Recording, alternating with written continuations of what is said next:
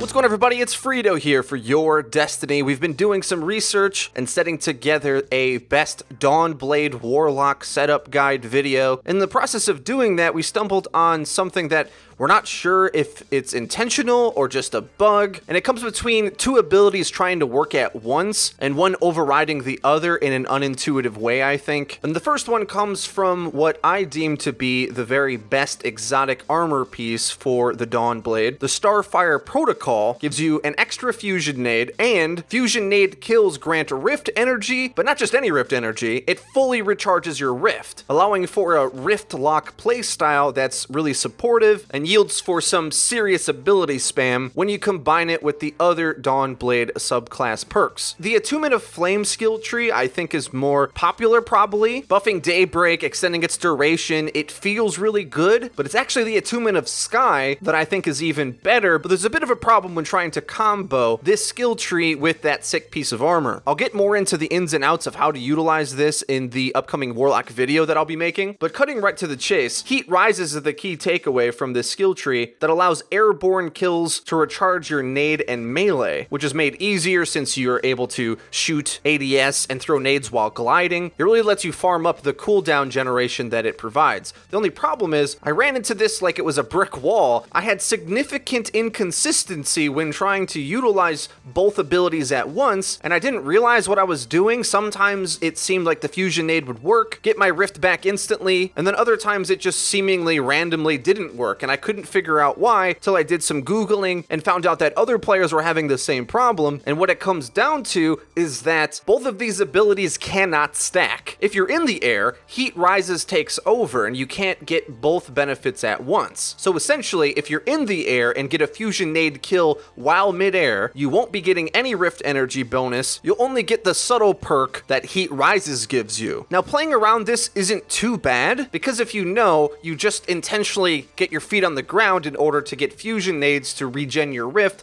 To be honest, you have to be on the ground to use rift anyway in order to cast it and realistically to make use of it unless you're flying above your rift. So it isn't too hard to play around. I just don't see why this sort of awkward way of doing things is necessary. It at least forces you to intentionally play that way, but there was nothing in the game to tell me that was the case, so I thought it was important to make this video to inform and question if this was intentional. It makes sense if it was, I just don't think it's necessary, because like I said, you're gonna have to get onto the ground to use your rift anyway. So once you know this and use your airborne kills to farm your other abilities, and then use the ground fight to farm your rift with nades, everything will be easy peasy, and this Dawnblade setup looks pretty cool. I don't know, let me know what you guys think. Is this something that they should just change? Or are you kind of like me where you understand that they don't stack, but at least it'd be nice if there were some info in the game to tell us so that you don't wonder why you're not gaining rift energy like you're supposed to be, because I'm sure there's players out there that could play for hours and not realize this. Or maybe everyone's smarter than me and didn't need to Google it and figured it out right away. I don't know. Let me know what you guys think in the comment section down below. Side note, if you haven't already seen elsewhere on the internet, the Prestige raid got delayed. They're going to be fixing some things so that it works when it comes out. A little bit of a worrisome thing as